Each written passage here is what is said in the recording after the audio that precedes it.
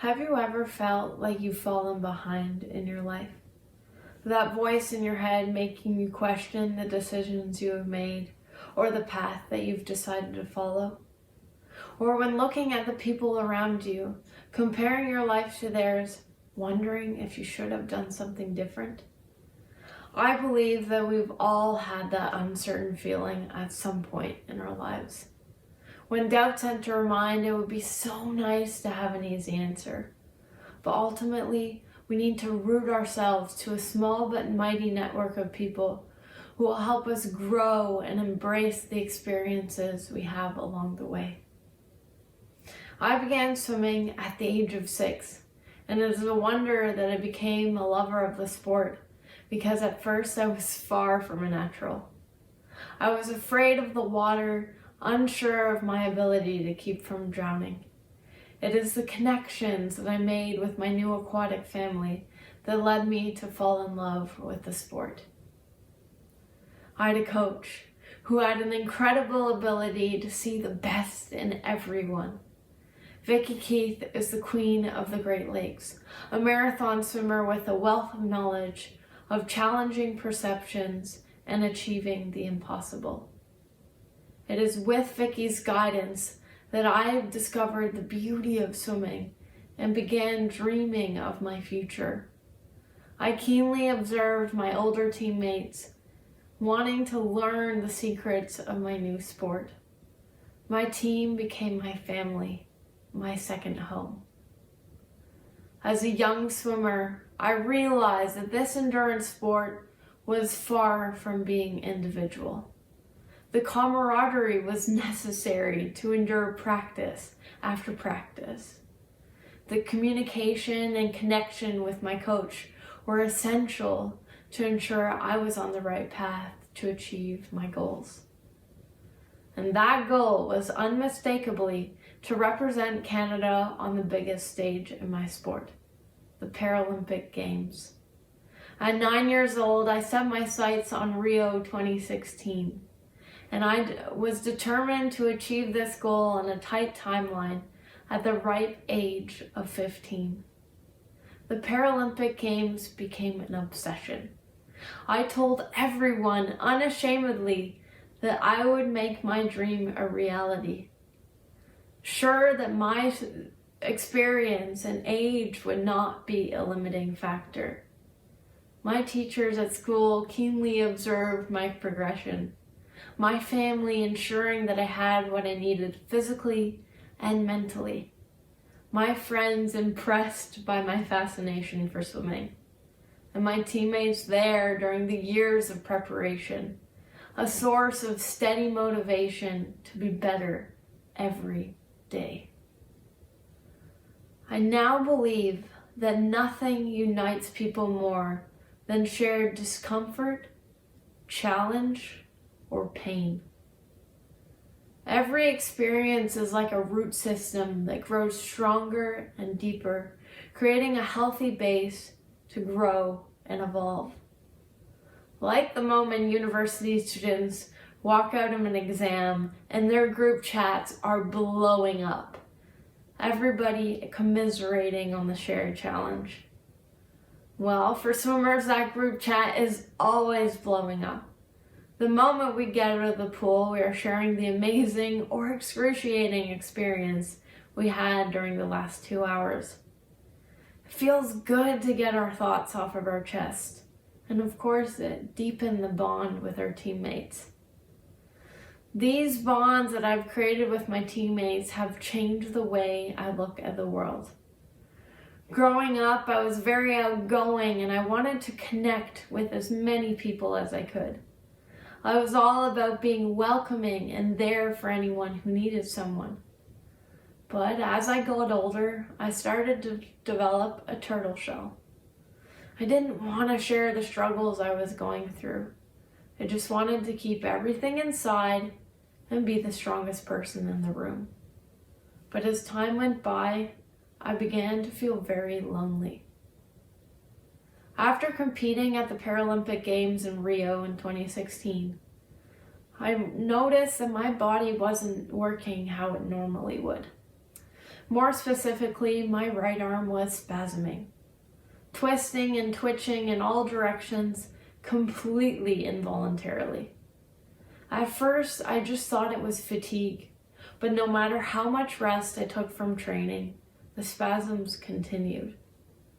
All I wanted to do was train, get stronger, get faster, and live up to the expectations of being an elite athlete. But at the time, I simply did not know what to do, because it seemed like the more I swam, the more I spasmed, the more I felt frustrated and alone. I realized that my whole identity was being put into question. Up to this point, the pool was my home. It was my happy place when I wanted to feel comforted or let out my emotions. But too quickly, I made the association that swimming was the root to this unknown issue. I began to question the path I had decided to follow. I soon was diagnosed with focal dystonia, a neurological condition that causes involuntary movements and patterning. Put very simply, my brain was not connecting properly to the muscles in my right arm. It wasn't an injury that could be fixed through surgery or physiotherapy. It was something I would have to adapt to and, most importantly, accept. The adaptation was much easier than the acceptance. Adapting was a necessary physical response that was present every time I got into the water to train. In the world of parasport, adaptation is a given and very much normal. The acceptance piece was much more personal. It was something I would have to figure out mostly on my own. I had people around me to support me through the process, but only I could take the last step of facing my fears and discomfort and fully accepting them as part of my journey. But I was not quite ready.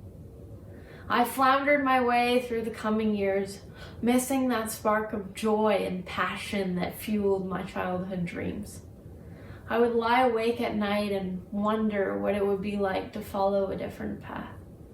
Perhaps I could hang up my swimsuit and focus more on school or doing my favorite hobbies like photography or cooking. I wondered what it would be like to lead a more normal life.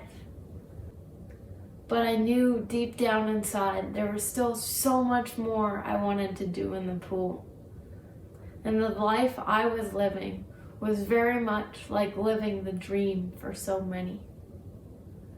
What got me through those tough years was a friendship, a deep connection built upon a shared struggle.